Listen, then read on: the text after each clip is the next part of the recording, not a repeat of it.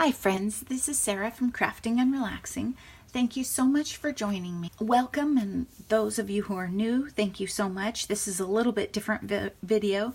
Those of you who have been around a while know that sometimes I share when I'm packing up for a trip how I'm going to get through airport security or what I'm going to take with me for a conference for work so I can craft in my hotel room. You never know. Today I was packing up a kit for my friend who is pretty much immobile for the next month and has already been immobile for, I'm going to guess, about a week or two. I can't remember how long it's been.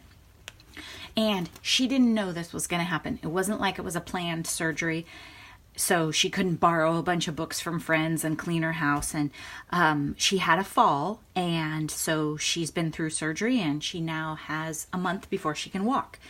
So if you put yourself in that wheelchair, you think, oh, you can only watch so much TV and YouTube, and you can only read so many books, right? She was a paper crafter like us, a scrapbooker for sure, but she's been out of the game a little while. Plus, I was thinking about, you always forget something, right? You run to the other room or you have to get this. So I was trying to think, what could she do from her wheelchair or from the couch?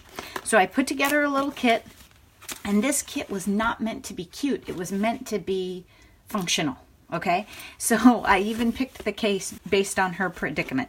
So on the outside, I have a pen and I have some clothespins. And on the inside, in this front pocket right here, I have stamps. And I have put 10 cards in here. And these are cards that you guys have probably seen all of these, I would think. I'm going to run out of cards before the craft shows, just so you know.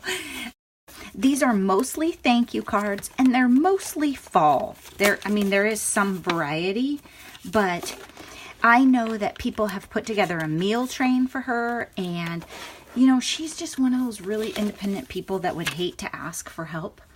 And I thought, while she's stuck in that chair, she can take this pen and write a thank you note, put a stamp on it, and have somebody run it to the mailbox for her, okay? So she doesn't need to get up. She doesn't need to find anything.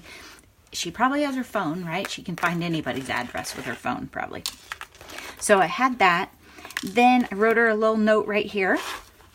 And then the other thing I was thinking about was what takes a really long time, but that she might like. She has a lot of little kids in her life. And years ago, I used to make friendship bracelets. And these aren't the kind where you tie knots on them every time. I don't think I've made a video. I thought about making a video, but I don't think I ever have. You take an arm's length of the thread, okay? So you get a big arm's length. Then you take it, you fold it in half, you tie the very end, leaving enough room to tie the bracelet onto a wrist. And then you pin it down just like the knotted kind, or tape it to the counter. Usually you need a safety pin to keep it hooked. If I'm wearing jeans, I just pin it to my knee. And then you put them on your fingers. So essentially that loop that you formed by tying the knot, you take these, you put them on your fingers, and you have odd numbers. So if you do 7, you have 3 and 4, and then you just weave them like this. It's like braiding back and forth. So you can do a bracelet in less than an hour. You could do more than one in an evening. Now, here we're not really looking to save time, but I'm guessing she hasn't made a friendship bracelet in about 100 years, so I'm banking on the fact that she'll be a little slower or she'll need quite a few.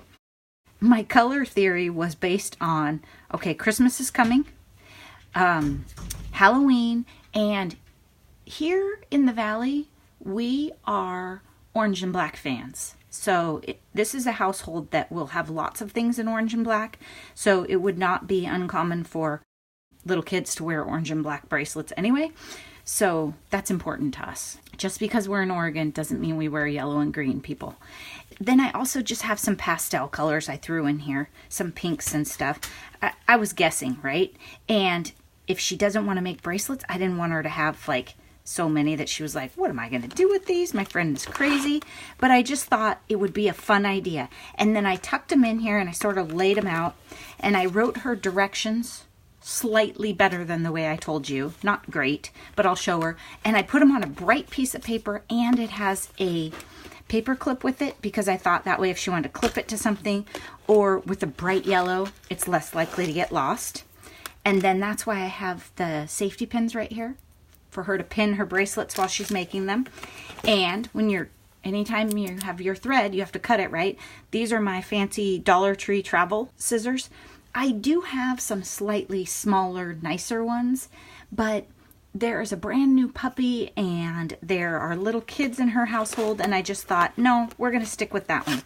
That's an easy one. That way, if she drops it on the floor and she can't reach it, she doesn't even have to worry about it. So that is the kit. That's kind of what I thought. It's a little bit tight in there, so I might leave it open tonight just so I'm not smashing the cards. But I think this, if it falls, nothing falls out of it. I also think a fabric bag might have been a good way to go, but I think at first I was going to do it in a cute gift bag, and I thought, nope, that's not the way to go. Now, I may put this in a gift bag, but then I will take all the wrapping away so she doesn't have one more thing to look at and think about. So if you have somebody in your life who could use some entertainment, try and think of something. Another thing that I love to do is you can go to the Dollar Tree, you can walk down the aisles, you can get them some fun pens, some word finds, crosswords. I hate crosswords, but some people like them. I love jigsaw puzzles, but she probably has to keep her leg up to be really comfortable, and so that would get a little tricky. Anyway, I hope this gave you some ideas or inspiration on how to put kits together, either for yourself for travel or for a friend who might need their spirits lifted. Hope you're having a great week. Bye-bye.